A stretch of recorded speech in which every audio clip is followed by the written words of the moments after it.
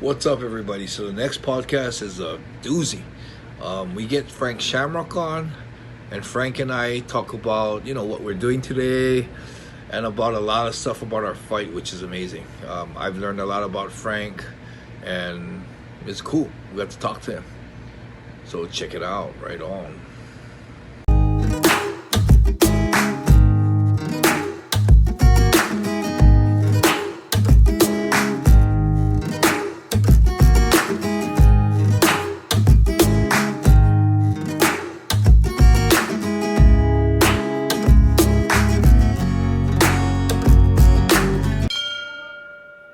What's up, everybody, and welcome back to the Yamatodamashii podcast. Today, finally, I've been looking forward to this episode so much.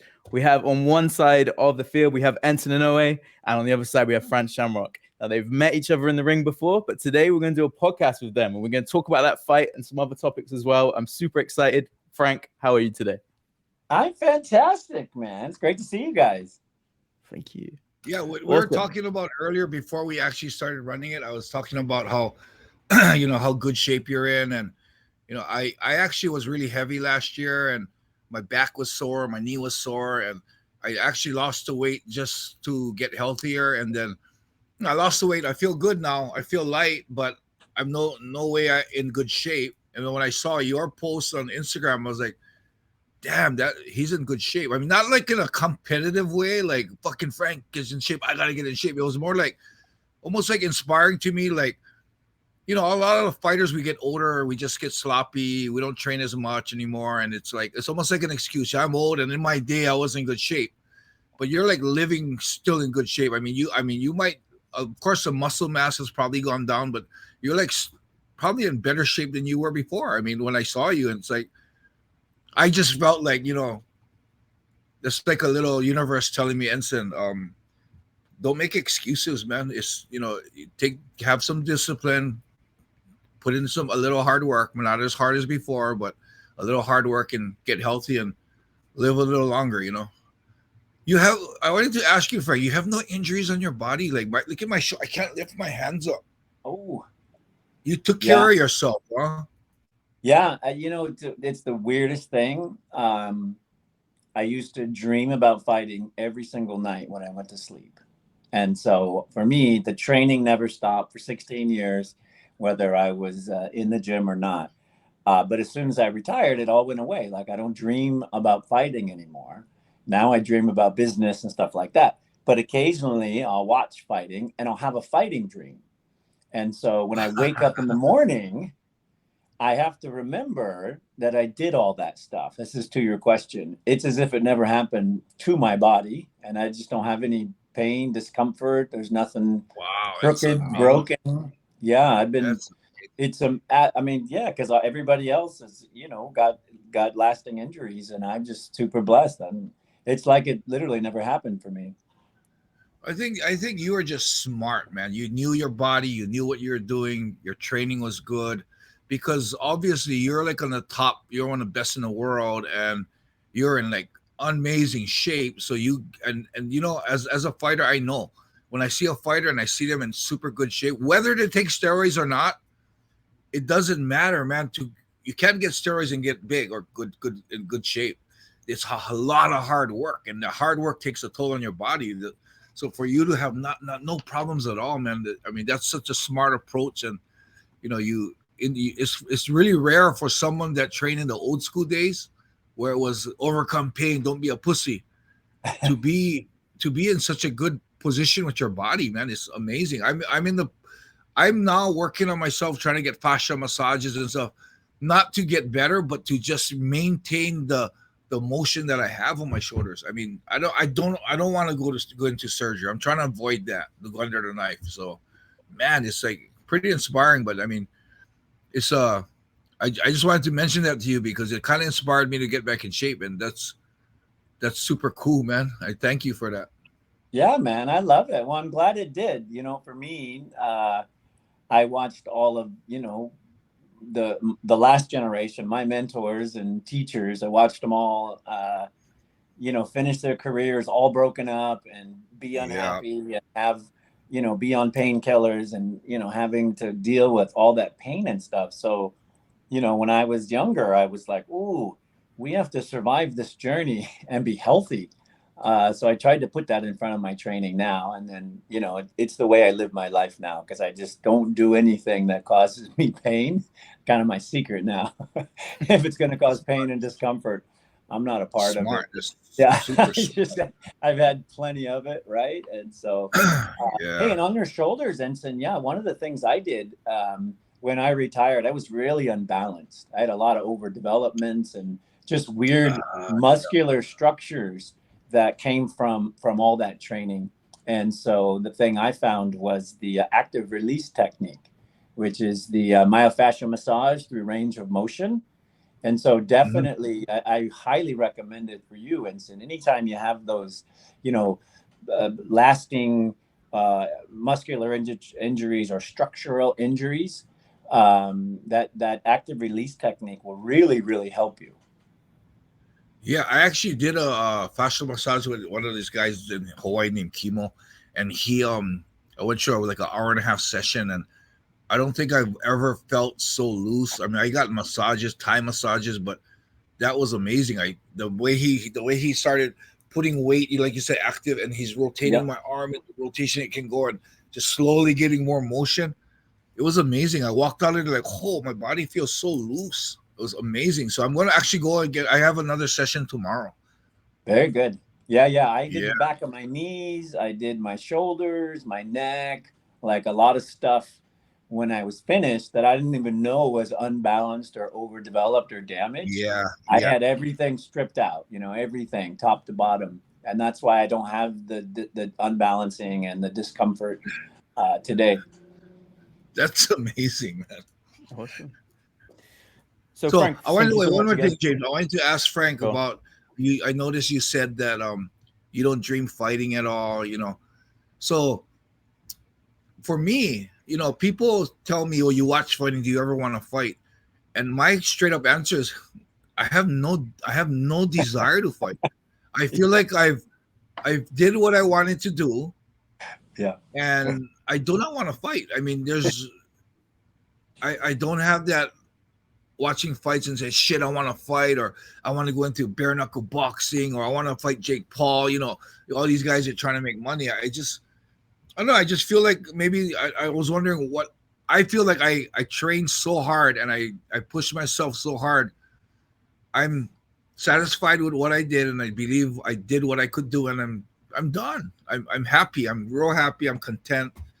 I don't have that urge at all. Not even a little inkling of it. People ask me, I lost a lot of weight. They say, oh, are you making a comeback? I say, hell no. I'm not even thinking of that. I have no desire. How about you? You're the same way, huh? Yeah. But it's done. Yeah, it's done. And I think, you know, every warrior sort of goes through that journey, right? And they decide, you know, when it's time. And for me, as soon as it was done, as soon as I made the decision, the dream stopped. Like as soon as I turned off my brain and I was like, we're not going to do this anymore, all the dreams stopped. That's why now it's rare that I have a fighting dream, because it's not in my brain anymore. Yeah. And I think, you know, you and I got a good fill of it too. I think we tried our best. We tried all the things we could. And if you're smart, at the end of your journey, you get out before you get too broken.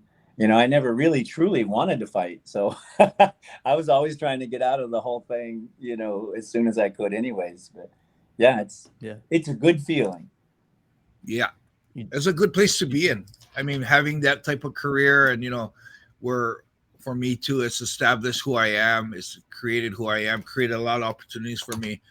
And I'm fucked up, but I still can live normal. You know, my body, I don't have this range of motion, but if you see me walk around and everything, you don't think that I've been a fighter and I got all fucked up. So yeah, I think it's a good place, and I'm super content, man. I'm just looking forward to the next steps and what I'm doing. Now I'm doing I opened, like when I saw you in Hawaii, I had that little pop-up booth with the bracelets. Now I have my own shop. Yeah, I have my own shop now. And oh, no way. Yeah, that's where I am now. Oh, I love it. I can't wait to see it. I'm going to come check you out next time I come back. Yeah. Nice. Yeah, it's great. It's great to see how like fulfilled you guys are with your careers, right? Because I think that's the night and day difference that I see from guys from your generation compared to maybe guys sort of fighting now, where it's kind of maybe the reasons they got into fighting are a lot different. You know, because the stage is so big now, because the paychecks are so much bigger. When you guys got into it, it was completely different world, right? You know, you're going in there because it's something different to do. You want to test yourself. It's all about challenging yourself. Whereas I think a lot of the aspirations these days are more sort of financially based. So I think that maybe that says a bit about why you guys feel like you had a much more fulfilling career, I guess, as opposed to trying to write that checks, right? So, but yeah, Frank, so much. Thanks so much for joining the podcast. One of the things we do, Frank, is we've kind of been going through Enson's career, and obviously today we're looking forward to chat to you about the fight that you guys had at ValeTudo Japan 1997. But one of the things, the topics that we've covered quite a bit is about when Enson first came to Japan and what his first impressions were. So I was curious to know what your first impressions were when you went over to Pancrase in what, 94, I think it was? Yeah. Yeah. Yeah. So what did you think? You know, you come off the plane. What was the first sort of things that sort of struck you, I guess? Well, I was struck by just how busy everything was and the precision of things. You know, at that time, I had never really left the state of California, and then most of my time, you know, I would say by then, you know, I'd already spent 10 years incarcerated, so I had as much time in the system as I had living outside of the system. Oh, yeah. So Japan was the first time I ever took a plane trip anywhere, and first time I left. Yeah, I was in prison. Wow. Yeah, bro. Really? I didn't know that. I thought you was a good boy. No, I was a bad boy. Yeah, wow. Oh shit. Yeah, I got out of prison April 5th of 1994, and I started training April 6th of 1994. And then I flew to Japan September of 94 while still on parole. Wow. And then I had my first match in December. So to answer your question, it was a lot of feelings because I'd never been anywhere. I just never been anywhere. And then the place where I spent the most amount of time was jail. So, for me, it was a dream come true, and it was, extraordinary, but it was also terrifying because nobody spoke English. Like, it was really, really isolating. And then where we stayed in Kanagawa-ku outside of Shin Yokohama in, the Pancrase building. And, I was basically a high level young boy. So, I just went in and, served and, tried to follow and figure out what was going on. But yeah, I mean, I was struck right away by the busyness and the inability to communicate with people, which has never been a problem.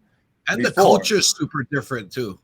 Yeah, it's just a very different, lifestyle. And coming from the LIONSDEN, like, Ken sort of ran it like traditional Japanese style. So I was familiar with how to train and how to follow directions and kind of what to do there. But outside of the dojo, like I didn't know what to do at all. I used to borrow a bicycle and ride it down to the subway station and try to talk to people that spoke English. Like that would be my afternoon. I would ride a bike down. I'd hear English and I'd go try to talk to them because I was so lonely. And I didn't have anybody to talk to that spoke English. So that was it. Yeah. So it was isolating and it was scary, but it was a great adventure. And the Japanese Pancrase group and the young boys were they were very wonderful to me. They're very welcoming. Yeah, that's cool. Crazy. And I guess when we've talked to other fighters around, when they first gone to Japan, it's kind of been, I came in for this fight. Whereas yours was actually, you went straight into the Pancrase system, right? So, so you were almost sleeping where you were training. Is that correct? Yeah. Yeah. I slept in the dojo. Yeah. I slept in the dojo with the young boys. And I was, I was a little higher ranked because I had a fight planned. Okay. And, Enson knows when you're a young boy, they never tell you you're just a young boy forever until somebody tells you have a fight and then you become a professional. So because I already had one planned, I was a little higher in status. But other than that, I, cleaned the mats and did all the stuff. And, waited for the fighters to come in and just, you know, follow directions. Yeah. And James, let me say, back in the day, Pancrase was the shits. They had they had such a beautiful show. I mean, even when I still hear that Pancrase song, it gives me that little jitters, like, because I used to always go watch the Pancrases, and they had the Pancrase champion, and they had this. I mean, they had a bunch. I mean, like also Frank Boss Luton, Ken Shamrock. I mean, it was like one of those dreams to, as me before I fought. Like, if I want to fight, I would hold. That'd be like unreal to come out to the Pancrase song and be a Pancrase fighter. You know, Pancrase was a shit back then, man, big time. It's changed a lot now, but back in the day, not just the fighters they had, but the whole production, the song, the way they did it, the uniforms, they had that shit down so good that it was like it was a novelty. Pancrase was a novelty. Yeah. Yeah. It was weird how it's kind of like a pro wrestling promotion, right? But it was a, you know, real fight. So I think Pancrase was the first one that actually had like a pro wrestling type of style, but they were doing some real shit, you know? Yeah. So Frank, on that note, while you were there, I mean, were you able to like watch some of the other promotions like Shooto? I guess I'm kind of, you know, wondering whether you were able to scout Enson maybe before you had your ValeTudo Japan fight. No, no, I never even saw this type of fighting before I started training. I didn't, there was no, I was in prison. They didn't show it in there. Yeah. We didn't have pay-per-view. So I missed all the stuff. And then when I went to Japan, I mean, I honestly had no idea what was happening at all. And even if there were other leagues, I just, you know, they sent me to Japan. I was like, all right, I'll go. So you just basically went with the flow, right? Like whatever they said you did, you can't. Yeah. I mean, Enson, apparently you don't know this, but I have 23 felony convictions, and so I've never had a job in my life. I've never I never knew that. Yeah, I've never did a job interview. I've never experienced any of that because I was a criminal until I got out. Are you able to touch on like what type of felony convictions? Yeah, you don't need to. Yeah, I was a total criminal. We had stolen cars, grand theft, stolen stuff, all kinds of stuff. Yeah. So my very first felony I got when I was 10 years old, and I got it for throwing rocks at a train, which in the state of California is a felony. And so it started early. But yeah, I didn't, honestly, I had no idea that this even sport was going on. My group home dad, Bob Shamrock, is the one who pitched me on it. And he told me, like wrestling, only tougher. I was like, yeah, that sounds good. I'll do that. What a success story, huh? What a success story. Look at him now, man. Yeah. I mean, I read your book, Frank, so I kind of well aware of some of the, you know, how hard your childhood was, right, as well. Just from what the impression I got from your book, and it kind of all makes sense why things happen for a reason, I guess. But yeah, it's interesting the fact that you were in that sort of prison system. You also had the experience, right, in the Shamrock home, right, where you're kind of, there's probably quite a lot of manual work there as well. And then to go be a young boy, it's kind of like from one system to another system to another system, right? So it explains why you weren't paying attention to all the other stuff that was going on in the MMA world at that time. So no, that's awesome. So let's kind of talk about the actual fight itself then. So leading into it, right? As we mentioned, Enson was a Shooto fighter. Yourself, Frank, was, you know, a Pancrase fighter. Was that a big thing going into the fight in terms of like reception from Japanese fans? Enson smiling. There was a huge feud, with Shooto and Pancrase. All the groups had their own, you know, vibe, and you know, we were organically pitted against every other group. I think, you know, because Enson was there and, you know, was a little closer to it, I'm sure it was more, you know, emphasized in his world. But for me, it was really, you know, I had by then seen Enson fight, and I'd seen his skill set, and, you know, for me, it was just more of a technical concern because he was bigger than me and stronger than me, and some of the skills and techniques that he had were in areas where I wasn't as good at that time. And so I knew, you know, from a technical standpoint, it was just a really tough, you know, tough type fight for me. Yeah. What did you hear, Enson, in terms of you know, Shooto versus Pancrase? Well, it was a huge thing in Japan about Shooto Pancrase, and they didn't get along. Didn't like it was like a taboo thing to go train with anybody that's from Pancrase. I of course was not even into that bullshit. So like people didn't know it, but Manabu Yamada, he came and trained the Shooto with me in Kanehara, you know. So I didn't really like that. When I fought Frank, for me, they were going off on about Shooto versus Pancrase, but for me, I liked Pancrase. I thought they were super good fighters. I mean, the rule set was a lot different because they only could do open hand on the ground. So I thought that might be a handicap for Frank. And to tell you the truth, it was nothing for me. It wasn't about Shooto Pancrase. The Shooto people would like to put it like Enson's representing Shooto against Pancrase, but it was me against Frank, totally. I mean, of course, okay, cool. You guys think I won for Shooto, that's cool. But bottom line for me was, I'm challenging and putting myself against Frank Shamrock, and I kind of looked forward to it because I know how good he was. I watched all the Pancrase stuff, and I just thought that his ground is probably not as solid as mine. I can probably, I can probably get the upper hand on the ground, but I knew he was like a cardio machine. I knew he was in good shape. And yeah, the fact that he was, I think it was like 3 or 4 kilos when we went into the fight lighter than me, which is about 8 or 9, almost 10 pounds lighter. I thought that would be a big advantage for me too. Nice. And Frank, going into this fight, this was your first fight away from the LIONSDEN, right? This was, you had, I know you had Maurice and TK in your corner, I think. Yeah, I think so, or one of the first fights. Yeah.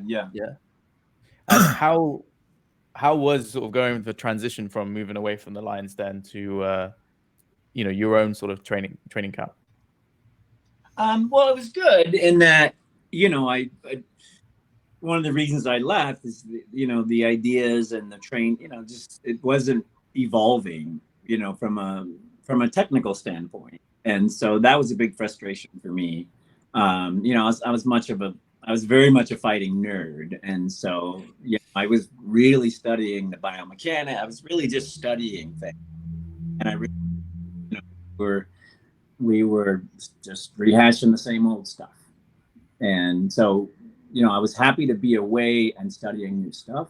It was hard because, once I left, Ken was like, you're with us or you're against us. So I had to leave all my teammates. Only Maurice Smith came because he was on a team, and, he was with me. So in that part, it was kind of hard. But by then I'd wandered into the American Kickboxing Academy and, started training over there. And so, that was actually a huge plus because my striking wasn't that good at the time. So it became a perfect, opportunity for them and for me. And then, I just, I was just starting to understand striking. Like literally I was like, oh, I wasn't as nervous anymore. And I was just starting to figure out the mechanics of it when this fight was offered. So it was a great opportunity, but I was still like kind of sketchy on the strike. Awesome. And the other thing going into this fight was the fact that, right, the UFC had said that whoever wins this fight will fight Kevin Jackson for the inaugural UFC middleweight championship. Did UFC contact both you guys, and how did that work? They contacted me. I don't know if they contacted Frank. Yeah, they told me. I was aware that we were fighting for the opportunity, and I think Art told me. I can't remember, but yeah, I knew it was. I knew it was. The winner would be fighting there.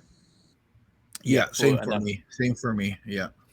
And that was in UFC Japan, and obviously Frank, you went on to that fight. So let's talk about the fight itself, right? Because to a lot of people, and you might have seen on the comments to the trailer, it's a really historic fight. It's a fight that means a lot to people, just because you can see it's a real chess match on the ground, but also I think the explosions of the striking is really what, you know, captured people's hearts, because you guys are just going absolutely nuts, and it almost feels foreign, I guess, to some of the fights that we see these days sometimes. What are your memories of the fight? I remember the first couple of seconds where Enson smacks me right in the melon. And I remember because I my secret was taking the center of the ring.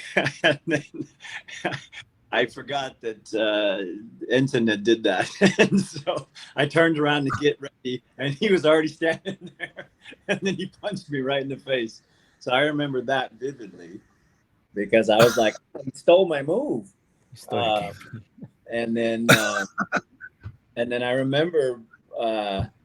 I remember most through the whole fight, our corners talking to each other, which I thought hilarious. Yeah, our corners fighting each other was the funniest part to me. Yeah. I definitely. Well, you're gonna get that when you have Maurice in your corner. Oh yeah, Maurice picked on everybody. There was 2 fights going on. It was a verbal battle between the corners, and then Enson and I were going at it. And so that is the best part. The worst part was when I was when you mounted me, Enson, when you like body locked me and folded me over. That really hurt my low back. Like, it really impinged my low back. So I remember the pain of that moment. And then I vividly remember you mounting me and elbowing my head, and my brain going, this might be it. This might be where you die. And then I was like, nah, I don't know about that. So I had a conversation with myself, and then I decided that wasn't for me. But that's, yeah, you know, when you watch the fight, you can see, I don't think a lot of us were thinking. I think we were just trying to survive and win. And, you know, there was a lot of untechnical and some cool technical stuff. But I think what captures people's attention is you can tell the intention of these 2 men, and neither one of us was going to stop until one of us fell down. And, you know, thankfully it wasn't me, but one of us was going down regardless, and you could tell. Yeah, there's so much intensity in that fight. I mean, Enson, what are your memories of the fight? Yeah, I remember even that when I got the mount, I didn't feel like I really did anything. I think Frank was kind of putting pressure and kind of on his own, kind of got down low, and by some reason, I don't know, I think I guess I had that. It wasn't like it was a good technique, or I did something that did, like, you know, did it to him. I almost felt like it was a combination of his movement and my movement just at the right time, and then, like, boom, we fell into the mount. So it wasn't like I did something to him. It was a timing thing, man. It was one of those things in the MMA that all it takes is that small timing, and it'll change stuff. So I think that's what happened. I vividly remember they had a rule where you couldn't elbow the head or something like that. And Frank was so smart, because every time I try to go, he would put his head on that side and put his head on that side. I was like, fuck, I'm like this. And I got a base, so I'm literally here, and he puts his head there. I was like, fuck. He puts it that side. So I start elbowing his shoulders. And, you know, I don't know if it hurt him, but I just felt like, shit, this ain't doing shit. So I felt that this isn't going anywhere. And for me, it wasn't about, okay, I'm going to control the whole round and win the round. I was like, I want to finish him. So I'm like, okay, I got to take chances. And I figured if I open up, then I can have more space to throw punches. And I knew that if I opened up, he had a chance to create space and move. And so I felt, you know, worst scenario, he gets up and we stand. Big deal. Let's do it, you know? So that's why I opened up. And of course, I didn't want to let him out, but I opened up to get strikes. And then as soon as he spun and got out, the thing I felt real insecure about is Pancrase has under leg locks. And he grabbed my ankle, and I was like, fuck that. You ain't touching my ankle. I remember kicking out, and then we started standing again, yeah? But vividly in the fight, I remember in the first round, there's 2 things that I really remember that I learned a lot on. Is one, when in jiu-jitsu, we lock up both arms. But Frank did this thing where he tucked his head down, put it in my solar plexus, and the tighter I held, the more pressure I put on my solar plexus. Like almost like it feels like it's gonna crack my ribs. So although in jiu-jitsu that was a good lock because we controlled both arms, when he did that, put his head right into my solar plexus, I had to release it because with my tightness, he had so much leverage to dig his head into my stomach that it really hurt. So I had to let go. So that was one thing that I was taught was unreal. I even like show that in my seminars now because it's a super awesome technique that I learned from Frank in the fight. And then the other thing I remember is when I was at the end of the round, when I was on the bottom, he was kicking my feet. And people don't notice today, but that shit hurts. Hurts. I acted like nothing, but it's like your fucking toes hit each other and it like he kicks your feet and it's like it hurts. So I was like, I felt it. I was like, fuck this. I thought this was a good position. You stay on the bottom and kick him at his knees. And I was like, he's kicking my feet and it's hurting like shit. I'm like, this isn't a good position. So I opted to try and, heal his foot, figuring I could break his foot. And I ended up actually getting fractures in my heel from that. Yeah, later on, when I after the fight was done, I felt a lot of pain in my heels. And when I went to the doctors, I had fractures in my heel from that. That's how adamant I was about breaking his feet when I laid that heel on his foot. So I was trying to aim for his foot, but I didn't hit it once. He just was moving it out of the way, and I was pretty much healing the ring, like with full force. I wasn't even thinking of my heel. I was imaging my heel hitting his foot and touching those little bones that go to every toe, shattering that. That's what I was saying, shattering it. So of course, when you're thinking of shattering something, you're not gonna just go and say, oh, just a little bit. I'm going full force, boom, with it. If you watch the fight, you can hear my heels hitting the mat. Boom. Yeah. So yeah, I mean, I don't think there's a time in that fight that I thought, shit, I'm worried, because after the first round, I was like, okay, we got second round now. Okay. And I'm like, okay, we'll go at it again, And I remember towards the end of the fight, I did start feeling a little labored, and he started putting pressure. And I think Frank might have knew it because I was like resting on the ropes already. And he kept coming. I was trying to throw knees, but it was really like he was pushing me back. So my knees had no leverage. I mean, as you know, in knees, when you play Muay Thai and they throw knees, if you give them a little shove and they go off balance, it takes all the power in the knees. And, that happened. And, I just thought, I knew I was in trouble. I thought, fuck it. I'm just going to do what I can till if I go down or if I get a lucky shot. And it came down to that. And I don't really remember it much, but I know he hit me with a good knee. And that rocked me. And then after that, I remember being on the ground. So when I watched the video, I think he hit me with a knee, and then he hit me with a right cross. And that's when I went down. And all I remember after that is people coming in and jumping on the ring. And I mean, I know I saw my 2 New Zealand sparring partners in there, and it was like chaos. But for me, I can't be hypocritical because not just because I was in that situation. I always hated the 10 count rule for MMA. I thought it was really unfair that you could be on the ground, mounted somebody, and you hurt them on the mount punches, but they don't break you to give you a 10 count. So why should they give you a 10 count or 8 count when you get knocked down standing up when it's an MMA fight? So in the rules in that one was you get a 8 count. And with the momentum of the fight, when I fell, Frank jumped on me and started hitting me. And I think it was because Egan ran in the ring because he wasn't stopping, and it became a DQ. But I said this in all my podcasts, or whoever questioned me, that it wasn't a DQ. Those rules suck. For me, I got knocked out. For me, the real fight is you hurt the guy on the ground, you can jump on him and hit him. And if that happened, he probably would have hurt me more. I mean, he would have probably landed a few solid punches, and I probably would have been doing the Usman.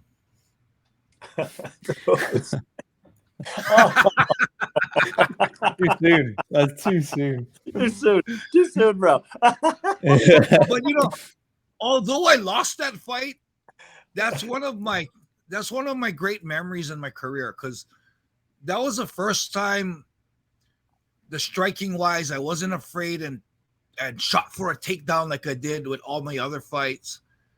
I felt, I wasn't winning the striking.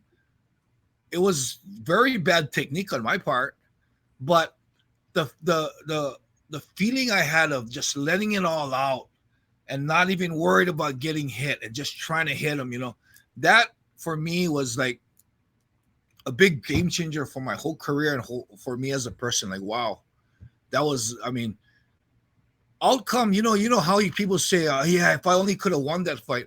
I don't feel that way. I think I would not change anything in that fight. We let it all out. I got hit. I lost. He was a better man that night. And I love who I am now. I love what I have now. I love everything about the man that I've become. And I believe every instant in my career is a part of that. And losing to Frank, getting knocked out by Frank is a part of that too. And if I want to change that, it's almost saying that I'm not satisfied with who I become, because I believe Frank's fight was something super huge in my life that helped not mold me as a fighter, but as a man. So, shit, that's like one of my greatest memories. And I watched that fight and I don't feel an inch of fuck. Not at all, man. I watch it and say, man, shit, whoa, I got hit. Whoa, that was a nice knee. Oh shit, right cross. Damn. Yeah. How do you value that fight, Frank, compared to some of the other fights that you've had? I always say, for me, besides the technical stuff, which watch the fight, technical stuff. For me, I crossed this imaginary barrier, which I hadn't known I'd created for myself. I always went in and I'd committed to giving my all, and I never really was worried about losing or getting hurt or even dying, to be honest with you. But in that fight, after he mounted me, there was one moment, like I said, where I was like, I think this is it. I think this is it. And not like I'm going to lose, like this is it, where another man is going to beat me to death. And I had said, yeah, I'll follow that path. And I committed to it. But this was the first time anybody made me question it. And my first answer to myself was, yeah, this is it. And then I was like, wait a minute, what are you talking about? And so for me, this fight still is the one where I took that huge mental leap. And I realized, I can do this commitment, which means I'm ready to show up and die, and so be it. And then, the second one was that I truly meant it, because, everyone means it until they're there. And then they have the question asked of them. And, what you see of me getting off the bottom is me going, nope, it's not going to happen today. And making that conscious decision. So it was huge for me spiritually and psychologically to be shown that moment and then to accept it and move forward. And I think, Enson, I feel the same way, man. It was life-changing for me to put it out there with you and have that experience. And win or lose, the results were the results, but you took me to a place that I'd never been before and made me ask the question of myself. And at that point, nobody had ever done that to me. And so, the ability to step over that line and then look back afterwards, that was invaluable to me. And it made, the rest of my career very enjoyable, because I was no longer afraid, Oh, same with me. You know what's real amazing? Yeah, you got guys in there. For me, I'm like Frank, I wasn't looking like a sport. It was literally, people say it now, and like Frank said, they feel the fire and all of a sudden they change their mind. But it was, for me, kill or be killed. Yeah, I'm in there and he's going to kill me. I'm going to kill him. And I'm not using that words just to emphasize the sport. I'm literally saying that I was willing to die. And to be willing to die, you got to be willing to kill somebody. And I was willing to kill him. And if I could, by all means, I would. And the fact that I didn't is because I didn't have the capability. and his defense or whatever it was, he was a better fighter that night. And what's amazing is you look at the fight, and the amazing thing is I don't think you see this much in MMA nowadays, but if you look at that instant after the fight when we have our foreheads on each other and we're like just like, you know, grimacing onto the ground and kind of like, I don't know. I mean, it's like, damn, we gave it our all, you know. I mean, we put everything on the line, and you know, as a man, how can you even regret the outcome? I mean, people nowadays is all about winning and losing. And for me, it's about growth as a person. And for me, after that fight, I didn't even feel that, you know, that I did feel that the Enson Inoue that day wasn't enough, and maybe I shouldn't have rested certain days. Maybe I should have pushed harder in training. I did feel that way as far as like damn. But as far as the outcome, even today, I just feel like it was a total victory. I mean, we gave it our all, and just because my all wasn't better than his all that day, it doesn't mean anything at all. It just means that he was a better person that day. And I mean, as a person, as a man, like Frank said, it was life changing for me. It was totally life changing, and that's one of those fights that I'm really flattered that fans always bring that fight up as like one of the wars that was amazing, you know. And it takes two to tango, you know. I couldn't have done it by myself, and I couldn't have done it with Frank if he wasn't willing to give it his all and fight like a fucking warrior. And it was just the fact that we were both there. We had enough technical ability to match each other, and we both were there to give it everything we got. And like he said, he had that moment where he's like, fuck, I might die. And he said, I'm going to fight. And that's huge, man. It's awesome. Yeah, I got to ask, though, because we were talking, obviously, where the fans love the fight, how it was so intense. But there's a moment in the fight, right, where you guys laugh. What happened there? Because our corners were fighting and having verbal arguments, and you know, the whole arena is silent except for our two corners who are just involved in this bickering match, and it had gotten so elevated that it's all I could hear. I couldn't hear anything else. It was like, oh yeah, they were going back and forth. And I think at one moment we had the same thing, like, these guys are knuckleheads. And so I looked up and I just couldn't help but laugh because it was so ridiculous that, you know, but that was part of, you know, Maurice's strategy, and part of our, you know, strategy was to, you know, intercept, confuse, you know, bother, you know, all that stuff sort of weighs on you when you're trying to fight for life and death. So yeah. I definitely remember that, because that was the weirdest moment I've ever had in fight. It was. You know, the thing, James, is the Japanese crowd is silent. Yeah. So you can hear the corners so clear talking to each other. I think that actually my dad actually chimed in with Maurice, because, you know, for me, it didn't bother me, because it was the shit Maurice was saying was actually pretty funny. That he's getting tired, or he doesn't like that, or he like, yeah, he was saying, I don't recall, but I remember it being stuff like, yeah, I knew straight ahead that, you know, Maurice was Maurice, and he's gonna get in someone's head, and he was trying to get in my head and the corner's head, and he definitely got into my corner's head. And I remember, that was just almost like inside of me, I was having a little chuckle, and I don't know, I just, one time when I'm looking down and I have both base on my hand, I'm looking down, and Frank looked up at me, and we kind of looked at each other. We met eyes, and it just like I just started laughing too. It was weird, man, because in the midst of trying to kill somebody, that just came in, just a wave of like humor came into, like, fuck, this is fucking funny. It was funny because Maurice was, because every time your corner would say something, oh, you're hurting him. You're hurting him. And then Maurice would go, he loves that. He loves it when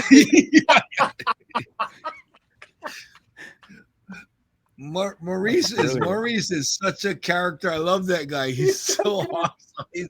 He's one of those guys you want to just fucking punch him in the face because he has such a mouth, but then you know what he's doing, and he's smart, and he he just, I mean, how can you not love that? I mean, that was so hilarious, Maurice.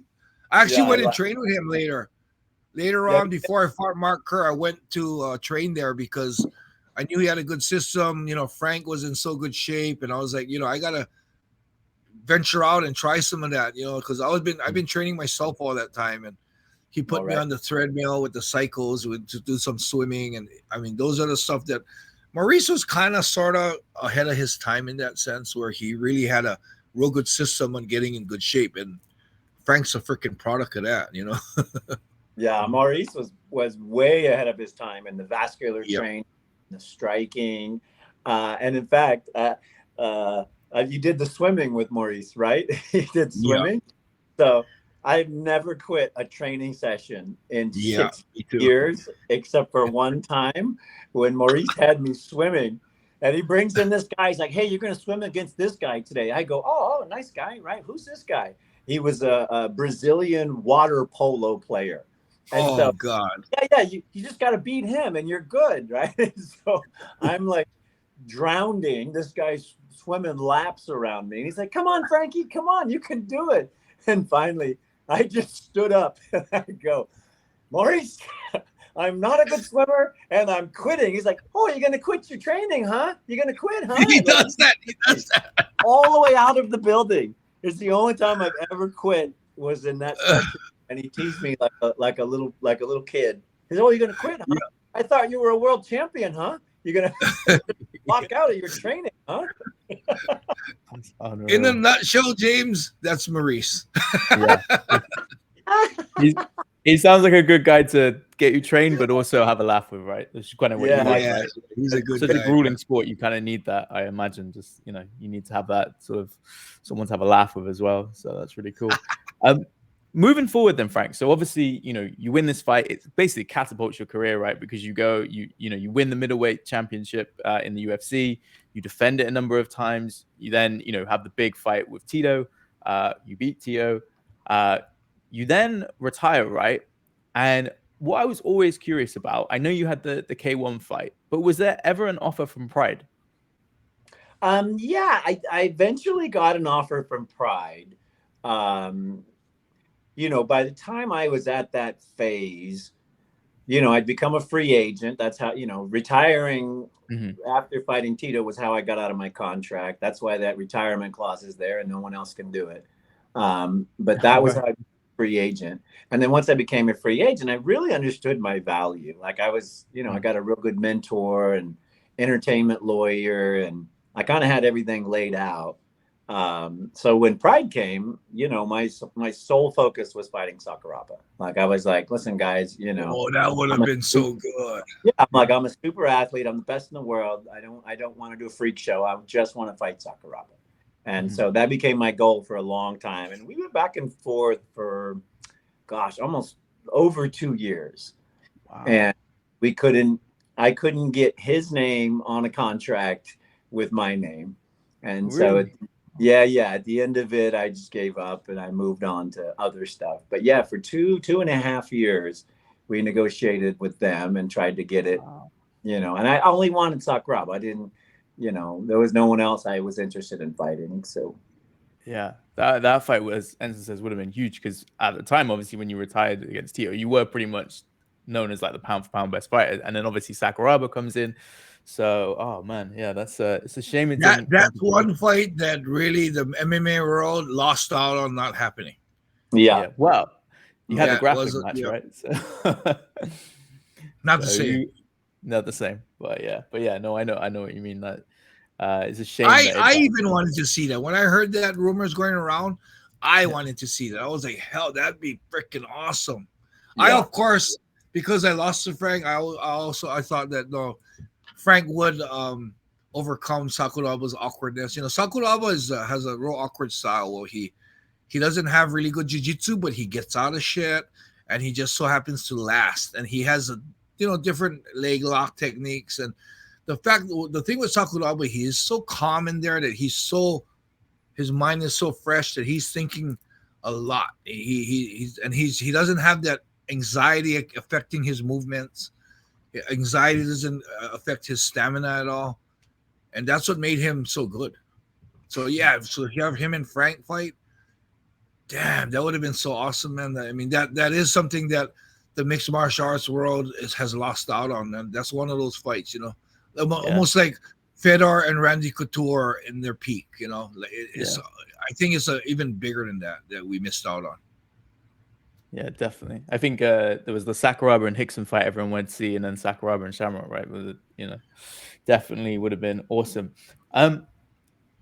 Now, switching gears kind of a little bit, Frank. So this is a topic that sort of has come up quite recently. So Enson obviously mentioned he does the bracelet shop in Hawaii, but one of the other things he does is he trains a fighter. His fighter is Tsuyoshi Sudario, who's a former sumo wrestler, and he's doing very well. But what's quite interesting is his brother, his twin brother, has just joined the sport, and they don't exactly get along the best, do they, Enson? And all the Japanese fans are talking about is whether we will ever see the brother versus brother. You can kind of get where I'm going with this. What I'm curious was there ever a point where it was close, where you were going to fight your adopted brother Ken? Because there was always looked like it may happen, but was it something you were ever seriously considering exploring? Oh yeah.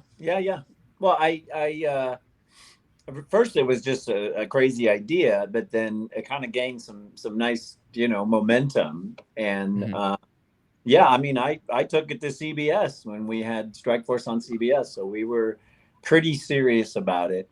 And I got as far as him on a contract, Wow.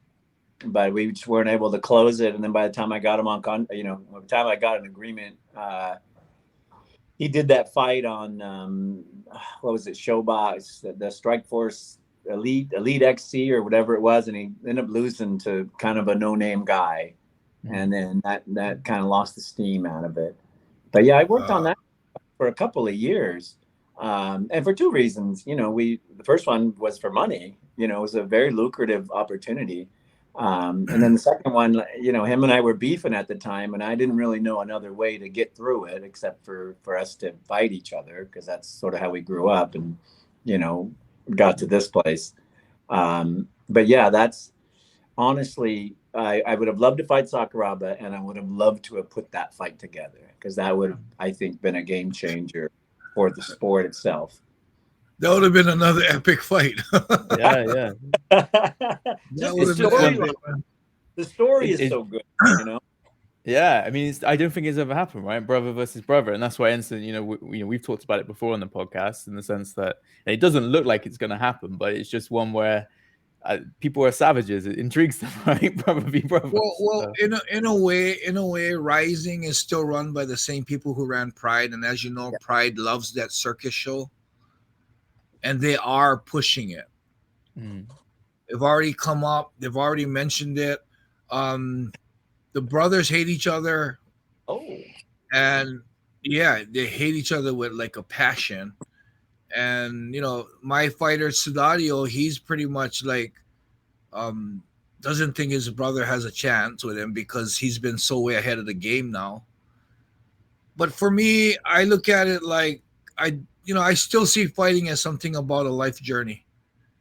And I don't think, Frank and Ken, they're adopted brothers, These guys are real brothers. They're twins. They're identical twins, even further than brothers.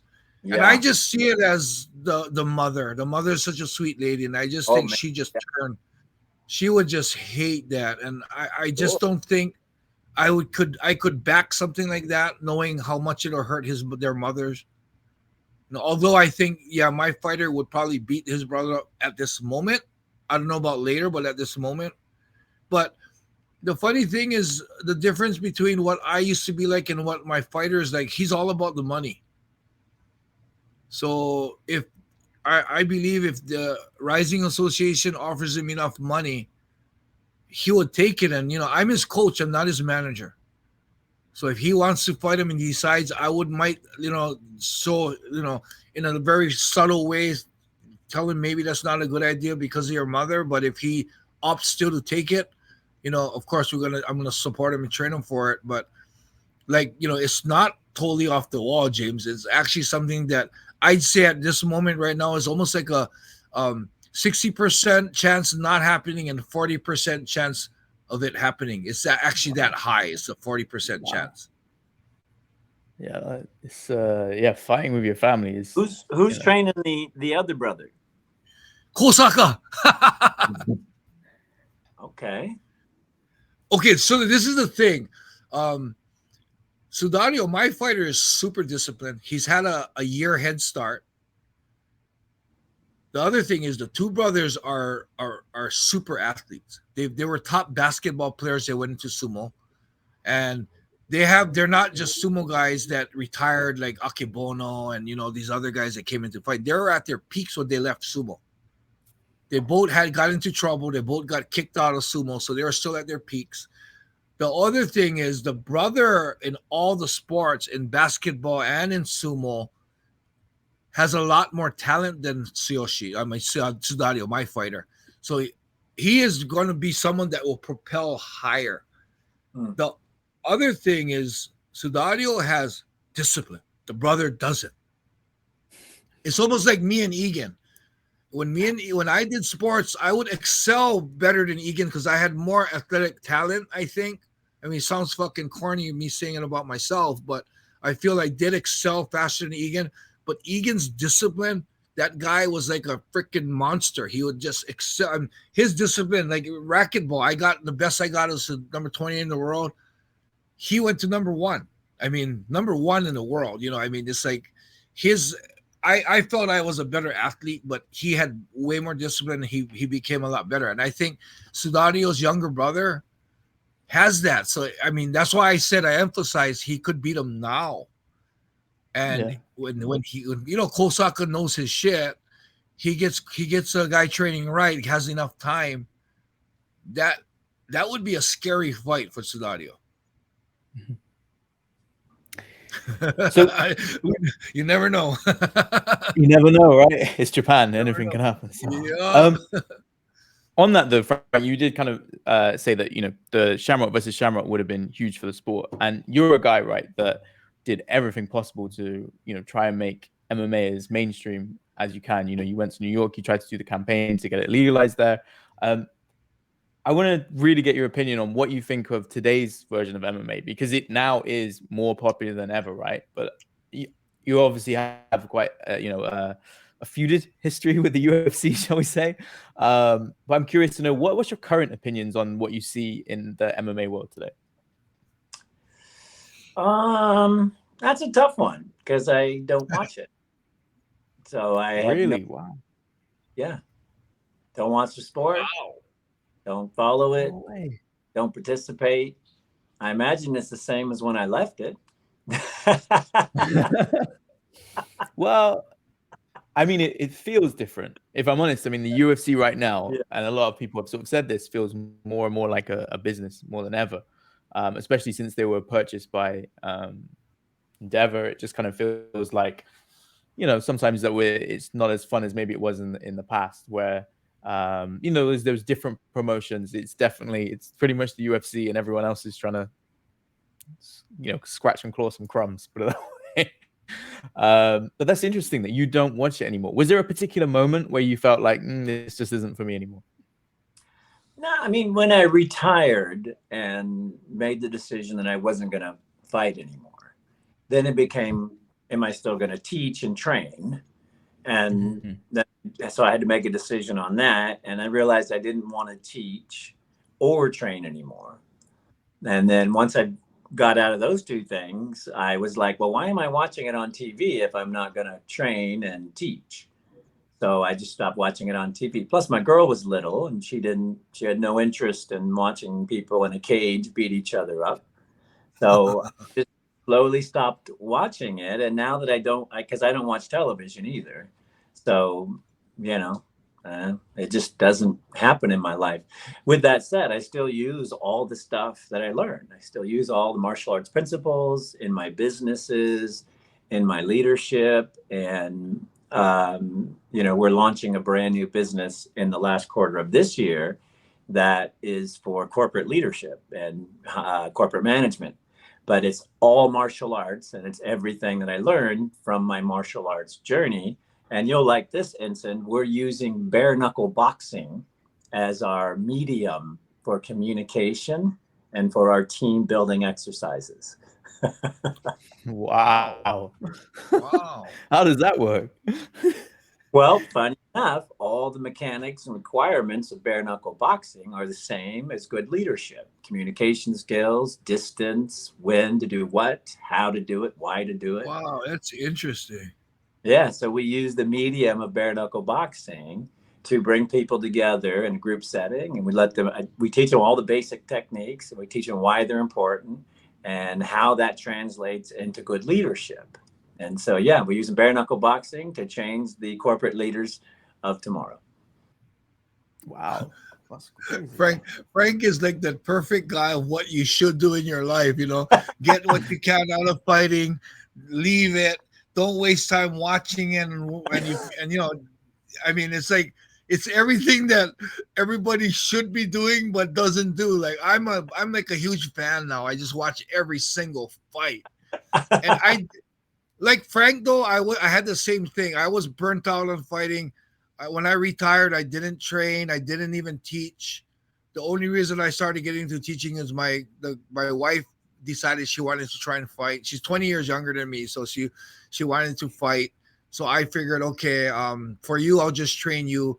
My gyms that I have, I didn't even teach there. I had my students teach it. So I was kind of where that point where I was done, man. I was done with fighting. And what pulled me back in was my wife wanting to train. And one of my ex sumo classmates that was a sumo wrestler asked me to train that guy Sudadio, and that's what brought it in. And it sparked the interest I think that I already had, but I was burnt out on. And coaching's a lot different because you go in there and you tell them what to do, and you don't need to do it.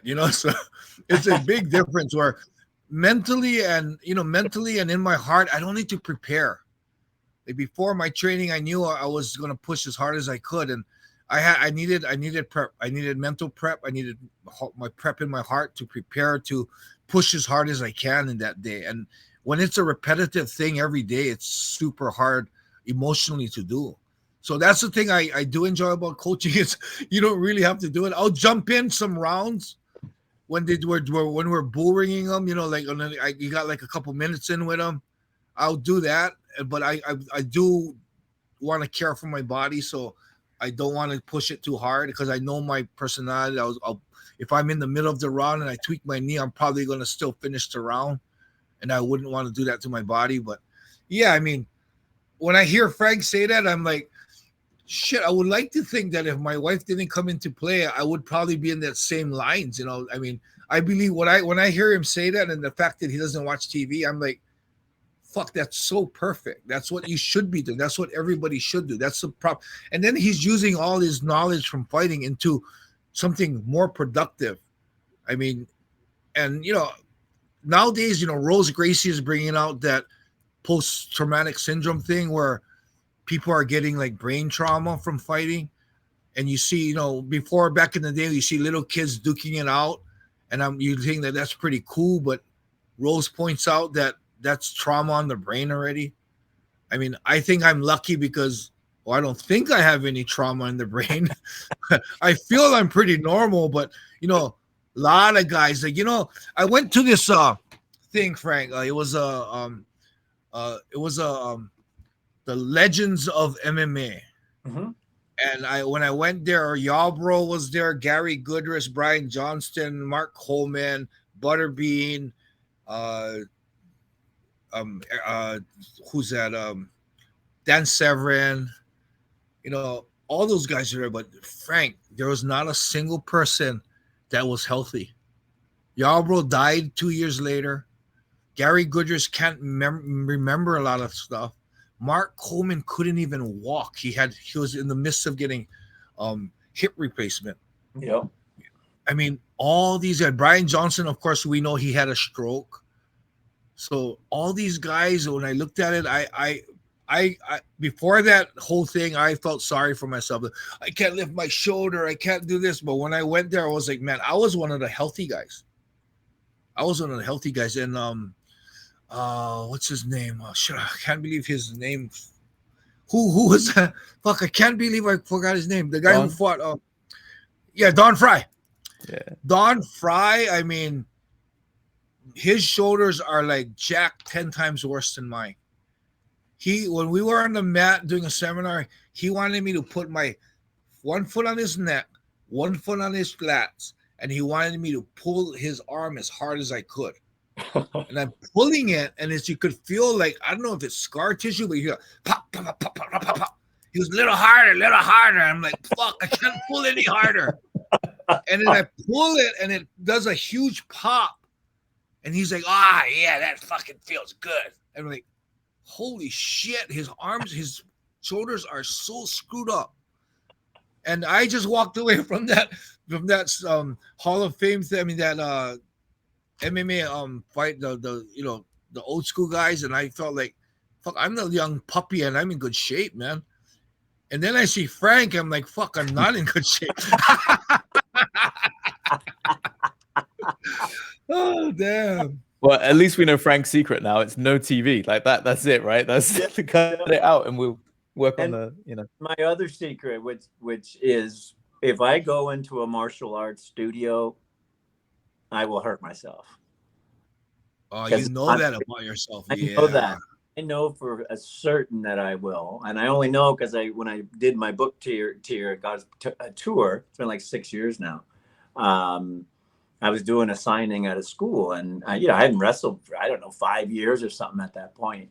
And I do a little teaching, we do a little fellowship, and then, all the black belts come in, and they're like, "Hey, do you want to wrestle?" And I go, "Yay!" So I wrestle all the black belts, which, goes great for about 6.5 minutes.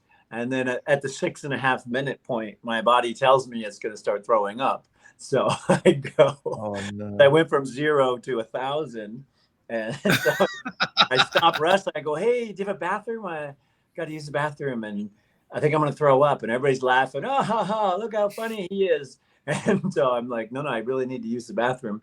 I ended up throwing up all over this guy's studio, everywhere, because I couldn't get to the bathroom in time. And then in the bathroom, I'm laying on the ground, and I can't move because I just traumatized my body. It took me almost an hour to get off the bathroom floor, because I went so hard, so fast, that I just totally traumatized myself. And so since that point, I went, you know what? As long as I don't go into these places, I seem to be just fine. You stay away. That's good advice. It's safer for everybody. Yeah. That's hilarious. That's one of the things I've got to say, right, before we start to wrap up this episode, is that you guys inspired a whole generation of fighters. But what I think is really cool is the fact that you guys are in your 50s now, but you're still inspiring people, because the different charity work both of you guys have done is awesome. I mean, obviously, Enson, you did all the stuff for the tsunami back then when it happened. And Frank, I even saw recently, you were out in Poland, right? I was wondering if you could talk a bit about that, about what you've done in terms of like with the Ukraine war that's going on right now. For sure. Yeah. Well, a lot of our board members are pretty, substantial real estate people, and in New York City. And, they were really wanting to help.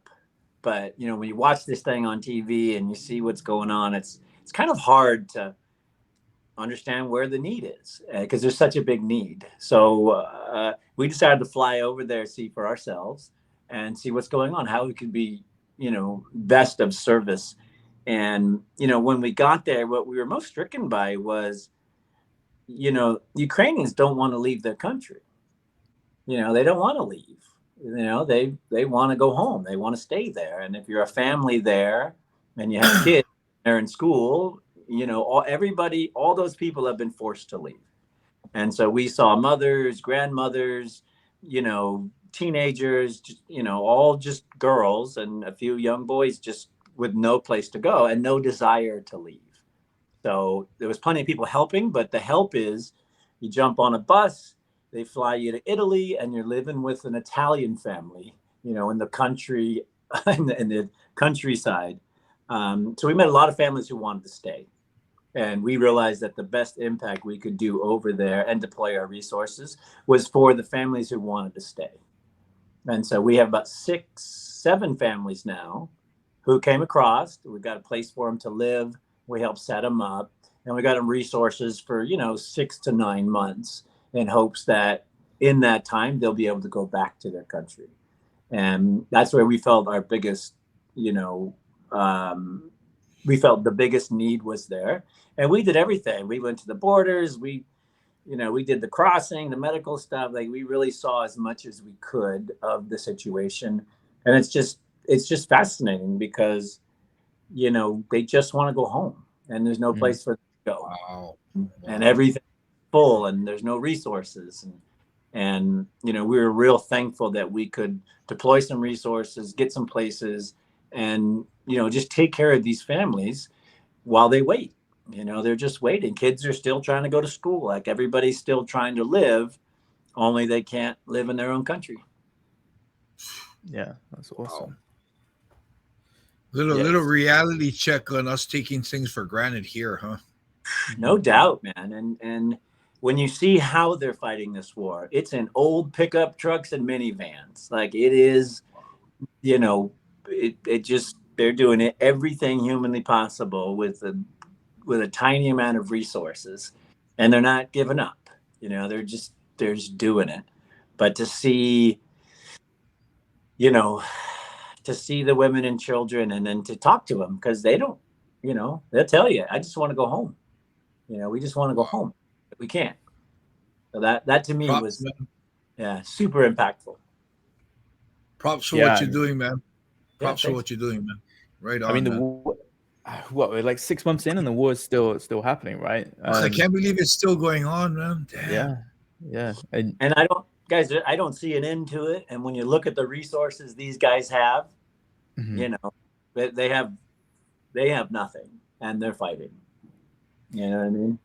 Yeah, I remember a while ago, Frank, when your Instagram, I think you put up something about how people could help and like donate. Is that still available? If we could put it in the comments or something like that? Oh, yeah, for sure. Yeah, we're still doing donations, and you can donate to a specific family, or if you like, or to our general fund.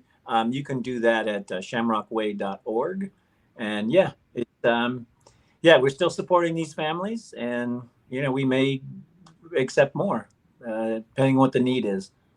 Yeah, oh, that's awesome. It's really, like I say, it's so cool to see, legends like yourself still helping out. I mean, even Enson, your old dance partner, Igor Volchanchin, he's there like on the front lines, right? He's there like fighting in the war. So it's really cool to see that you guys as fighters are just built a different way in terms of you guys see a problem and you just want to help out. So it's great to see that inspiration carry on even after your careers are over. So yeah, well, I just wanted to express my gratitude to Frank.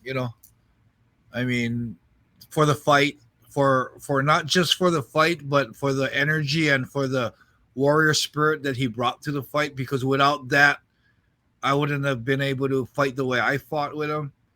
I needed someone that wasn't going to bend or wasn't going to break to me. If he did break on that time I mounted and he gave up and did a lot of things that fighters do nowadays when they hit that wall where they're thinking, fuck, I might die, and cover up and let the referee stop it, I would have lost so much about that. I would have got the victory, but I would have lost so much that I've gained through what transpired after that incident when he was in that mount thinking that it might be over. The fact that he made me push to my limit. And I mean, it sounds weird because to thank him because he was doing it to do what's best for him.